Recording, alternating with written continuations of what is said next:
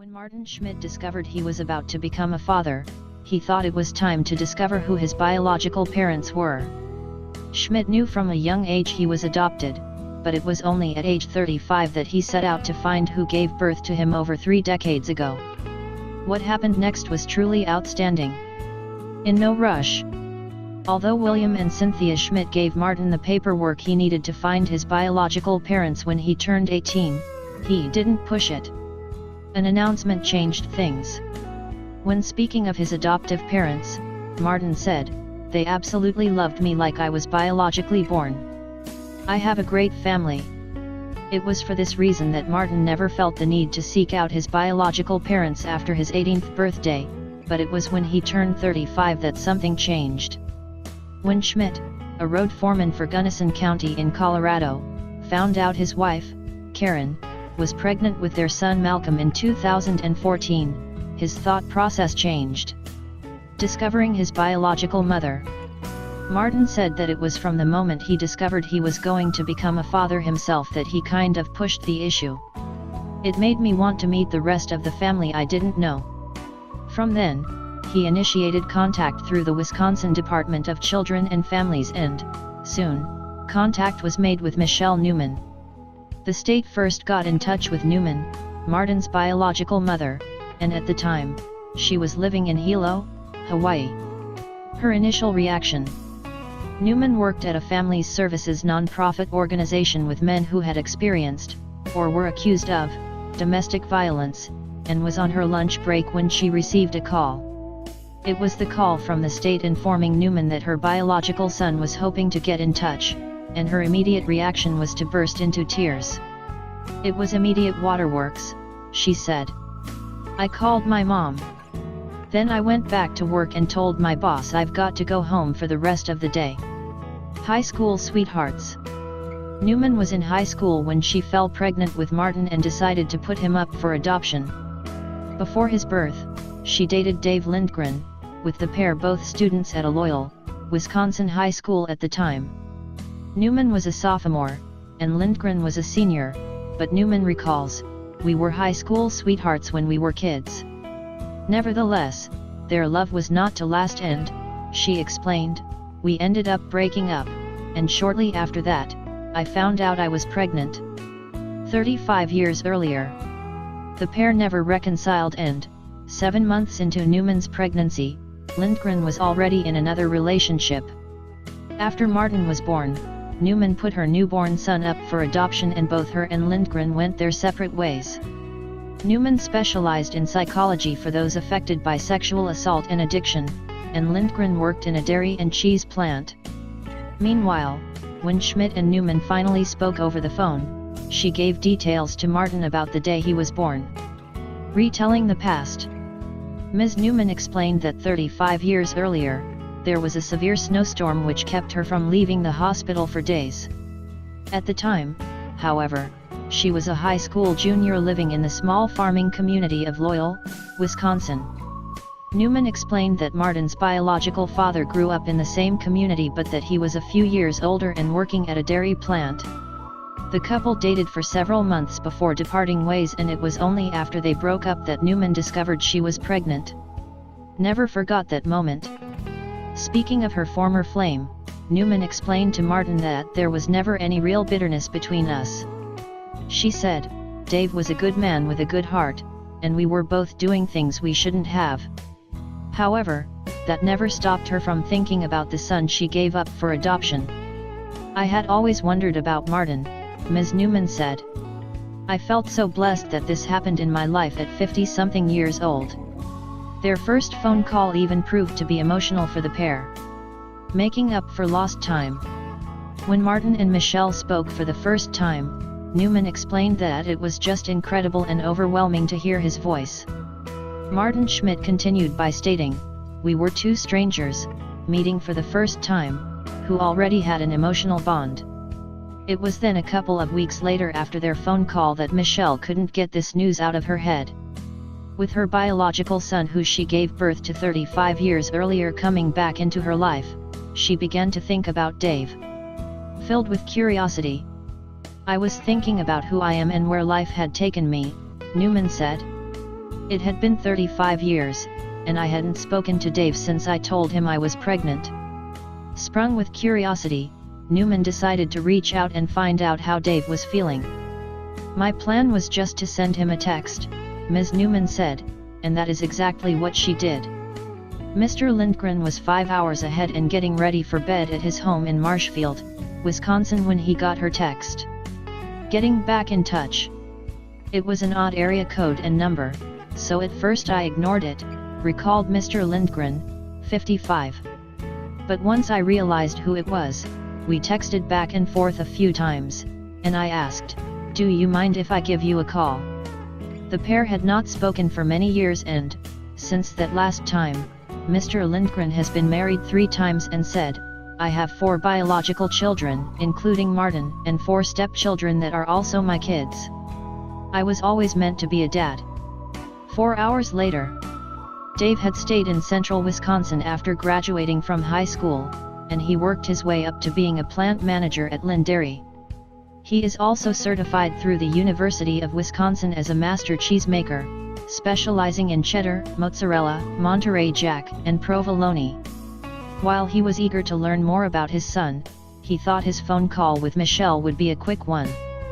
Nevertheless, the pair spoke for 4 hours, and Dave felt as though he still had so much more to say. Getting to know each other. Michelle and Dave spoke on the phone once again a few days later. "We had long deep discussions," Ms. Newman said. "We were going through all these serious life topics. We became very close that way." Dave learned that Michelle had moved to Hawaii in her 20s, had been married twice, but had no children. Moreover, he learned of her undergraduate degree and a master's in counseling psychology, and her passion for advocating for victims in challenging situations. One conversation led to many. Meanwhile, Michelle learned about Dave's children, the fact he was going through a divorce, and more about his large extended family.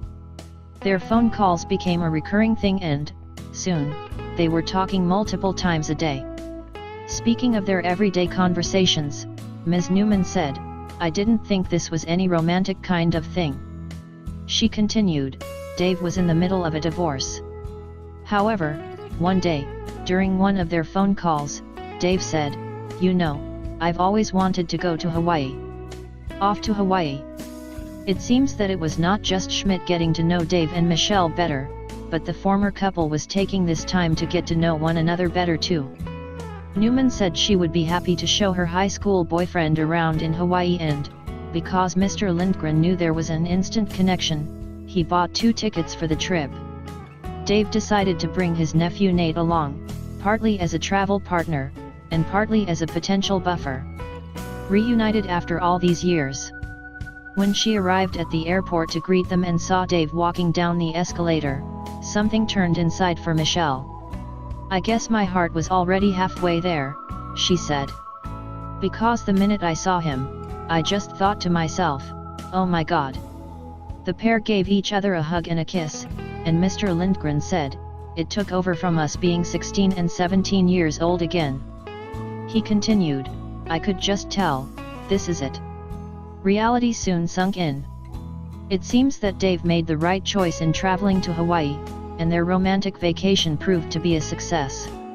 The pair went swimming with manta rays, toured a volcano overlook, and ate sushi. However, worry soon sunk in for both Lindgren and Newman, when they realized they were not sure about what would happen for them next. "I've never had that hard of a time leaving anywhere," Mr. Lindgren said.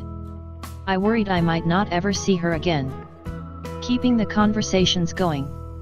However, even more than 4,000 miles apart, and with a 5-hour time difference, Michelle and Dave continued to speak every day. Meanwhile, they were also talking with their son more and more. Initially, Schmidt was spacing out the calls a bit for the emotional load, but soon got to know his biological parents. Martin started to also hear from his biological grandmothers. "We get cards, presents for the kids' birthdays. For our birthdays, that warmth has made it really simple to become part of the family," he said. Heading to mainland. A few months after the Hawaii trip, Michelle decided to move back to Wisconsin permanently. While it would mean being closer to Dave, Newman explained that she wanted to be closer to her mom. She continued, "And I just started to feel Hawaii wasn't the place for me to be anymore." Moreover, Michelle was very eager to meet the son she put up for adoption 35 years ago, so she packed up her belongings and headed to the mainland, first stopping to meet her mother, Kay, in Portland, Oregon. Noticing the spark, the mother and daughter began their road trip to Wisconsin, with a significant stop first in Colorado. "She drove to me first," Mr. Schmidt said. "It's a powerful moment to give a hug to your birth mom." It was during this reunion that Martin learned of the romance that had developed between his biological parents. "Dave posted a picture of them in Hawaii on Facebook and I thought, there's definitely something happening here," Mr. Schmidt said. Martin was right, and the couple moved in together. Wedding bells. It was exactly 1 year after their first text message in December 2015 that Dave proposed to Michelle. Initially, Newman thought it was unnecessary. "I told him, we're old. We don't need this," she said. However, Dave insisted and told her, "I want to marry my sweetheart."